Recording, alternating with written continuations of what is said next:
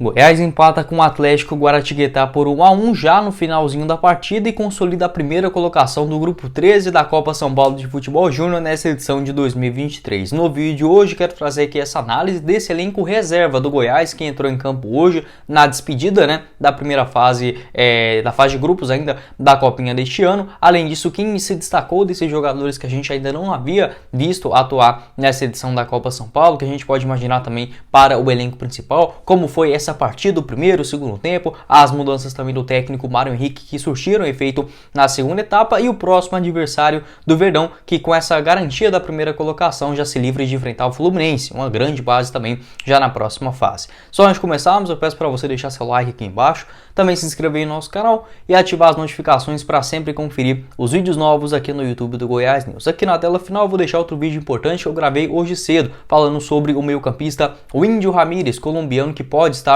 chegando aí no Goiás nos próximos dias. Vou deixar esse vídeo na tela final e outras atualizações das notícias aqui do maior do Centro-Oeste você confere aqui no Goiás News. Vou deixar aqui embaixo também na descrição o link do nosso canal de cortes, o Cortes do Goiás News, ajudar a gente a chegar nessa marca de 1000 inscritos por lá, que já está bem próximo, combinado? Outro recado que eu quero passar para vocês é do nosso apoiador aqui do canal, o Brasil Lava Rápido, para você dar uma ducha rápida aí no seu veículo nesse começo de semana a partir de R$11. Isso mesmo, com apenas R$11 você já consegue começar a semana limpinha com o seu veículo. Essa chuva acaba sujando bastante, principalmente os veículos brancos. Lá você consegue achar inclusive outros serviços para o seu carro, como por exemplo polimento cristalizado, limpeza de estofados, limpeza de ar-condicionado também e muito mais. Eu vou deixar o link aqui embaixo na descrição do nosso vídeo lá do Instagram do Brasil Lava Rápido. Já vai lá, observa os melhores serviços para você começar essa semana com o seu carro limpinho. Bora começar o nosso vídeo hoje para falar sobre esse empate por 1-1 contra o Atlético Guaratinguetá na última rodada, na terceira rodada da fase de grupos da Copa São Paulo de Futebol Júnior, e com o Verdão garantindo a primeira colocação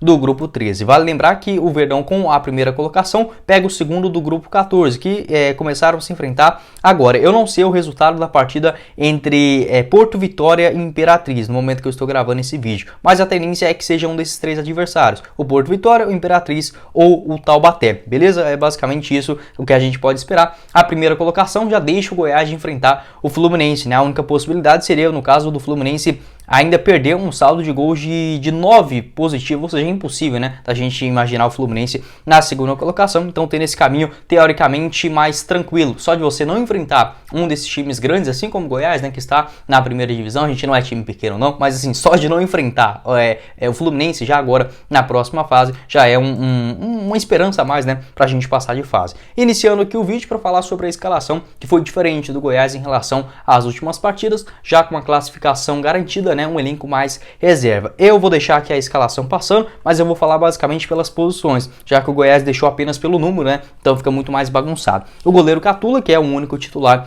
desse time, lateral direita com o Diego, os dois zagueiros, o Antony pela esquerda e o Luiz Miguel pelo lado direito. Lateral esquerdo, o Ivo. Meio campistas tinha o Pablo como um primeiro volante, o Cauã um pouco mais avançado e o Miguel caindo pelo lado esquerdo. Lá na frente o Reginaldo pelo lado direito no primeiro tempo, o Alejandro pelo lado esquerdo e o Valber centralizado, o Valber que marcou o gol na última rodada contra o Gama na vitória por 3-0. Os primeiros minutos, uma pressão muito grande do Guaratinguetá, principalmente na saída de bola do Goiás.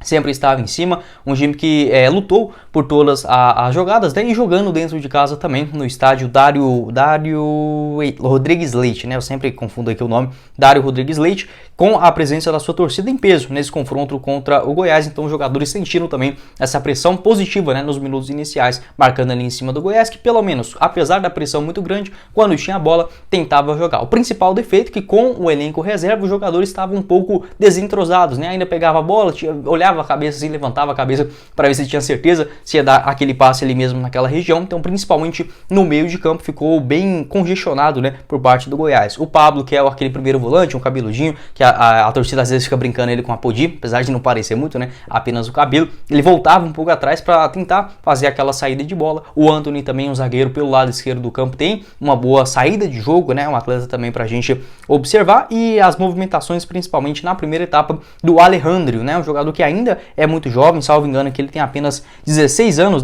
ele nasceu em 2006, um dos mais jovens dentro desse elenco do Goiás, fez uma boa partida, principalmente pelo lado esquerdo do campo. O Goiás não teve assim tantas jogadas, nem na parte ofensiva, nem na parte defensiva, né? No caso, as principais intervenções do goleiro Catula, aos 19 minutos, na saída do gol, muito bem, né? Num cruzamento que veio ali pela esquerda, ele conseguiu chegar. A primeira grande jogada também do Goiás, nesse mesmo lance, né? No contra-ataque do Reginaldo, aos 19 minutos, chegou até a linha de fundo, mas não foi muito bem sucedido no cruzamento. O Alejandro era o principal jogador pelo lado esquerdo do campo, apareceu ali aos 23 minutos, depois desse período em diante, né? Uma pressão mais da posse de bola com o Atlético Guaratinguetá, o Goiás passou a ter o controle da partida. Dos 20 aos 30 minutos da primeira etapa, foi sim uma boa jogada, uma boa partida do Goiás, uma boa jogada do Diego, lateral direito, né? Até coincidentemente aí parece com o Dieguinho fisicamente, e o próprio nome, né? Atua na lateral direita do Verdão, uma boa jogada driblando 2 adversários e sendo parado com falta, né? Aos 26 minutos, acabou que não caprichou tanto assim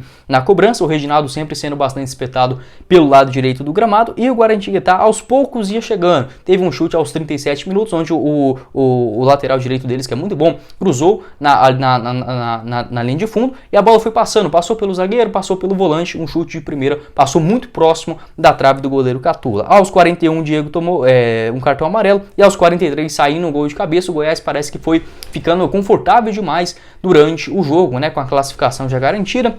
Aquele jogo mais controlado, né, dos 20 aos 30 minutos, e na reta final parece que os jogadores deram aquela desligada, né, na partida, uma cobrança de escanteio, ninguém foi muito forte na marcação, passou em 2 pés ainda, o lateral direito deles fez um bom cruzamento na cabeça do De Conte, se não me engano, o camisa número 15, o zagueirão, meter para o fundo das redes, né. Então foi um primeiro tempo, assim, bem razoável por parte do Goiás, até teve algumas chances, mas nada muito claro. O Guaratinguetá também da mesma forma, começou a partida muito em cima, fez uma boa marcação, principalmente no meio de campo ali com Cauã, não conseguiu ter muitas oportunidades. Pelo lado esquerdo também o Ivo ficou bastante preso, mas levando esse gol aí pro bobeira, dava para justamente, né, até um resultado mais justo, ir no intervalo com 0-0 no marcador. O segundo tempo, basicamente essa mesma tônica, né? Não foi um jogo muito, digamos, técnico, com muita qualidade, mas muito aguerrido, né? Bastante movimentado. No segundo tempo, o técnico Mário Henrique não fez nenhuma alteração, já que utilizando os garotos reservas, né? Na teoria, deu um pouco mais de minutos para cada um deles. Inclusive no banco de reservas, vários com 2 cartões, né? Não ficaram à disposição. Perdão, com apenas um cartão, né? Porque 2 você já fica suspenso para a próxima fase, como por exemplo o principal destaque, na minha visão, até aqui juntamente com o Pedrinho, o Endo, né, não participou desse confronto, ele estava suspenso por conta de ter levado 2 cartões. Do banco, nessa questão ofensiva, onde estava faltando um capricho ali por parte do Goiás, apenas o Pedrinho, o camisa 9, que participou nos minutos finais. Enfim, no comecinho da partida, um jogo muito morno, o Goiás até tentava, principalmente pelo lado direito do campo, com o Alejandro, mas nunca uma jogada, por exemplo, a preferida dele, né, que é chegar até a linha de fundo, buscar uma jogada individual com mais espaço. A marcação do Guaratinguetá também, é bom a gente destacar isso, estava muito bem montada, até o técnico Mário Henrique sacar o seguinte: o Reginaldo, que estava no lado direito, foi para o lado esquerdo do campo, o Alejandro, que estava na esquerda, começou pelo lado direito, e o Miguel, um atacante que veio do Vianópolis, né, na disputa do Campeonato Goiano do ano passado, ele já estava no Goiás nesse elenco sub-20. No primeiro tempo ele fez uma função mais como um meio campista, no segundo tempo caiu mais como um meia direita, ele que é canhoto, né, busca aquela jogada para trazer, cortando para a entrada da grande área e buscar uma finalização, por exemplo, com a perna esquerda, foi muito bem nessa sua intenção, né, e até mesmo a marcação do Guaratinguetá teve mais alguém, né, a se preocupar, já que, por exemplo, o Valber estava muito discreto, fazendo essa função como um camisa 9. Então acho que foi a principal mudança para o Goiás buscar o seu gol antes das modificações que aconteceram aos 20 minutos, né, da segunda etapa. O Goiás não tinha criado muita coisa não, principalmente após a entrada do atacante, o Pedrinho, que acabou chegando na vaga do Pablo, que saiu meio campista, o Xavier, lateral esquerdo, entrou na vaga do Alejandro, e também o Daniel, lateral direito, entrou na vaga do Diego, e esses caras aí foram fundamentais para o gol do Verdão, né, já saindo aos 40 minutos da segunda etapa. Anteriormente a isso, era principalmente as arrancadas do Reginaldo pelo lado esquerdo do campo, e o Miguel, né, circulando aquela grande área, mas nada de muita chance assim, claro, por parte do goleiro, por exemplo, ter feito alguma defesa, nada disso. Foi um jogo muito burocrático, né, nesse ponto, mas pelo menos o Goiás em momento algum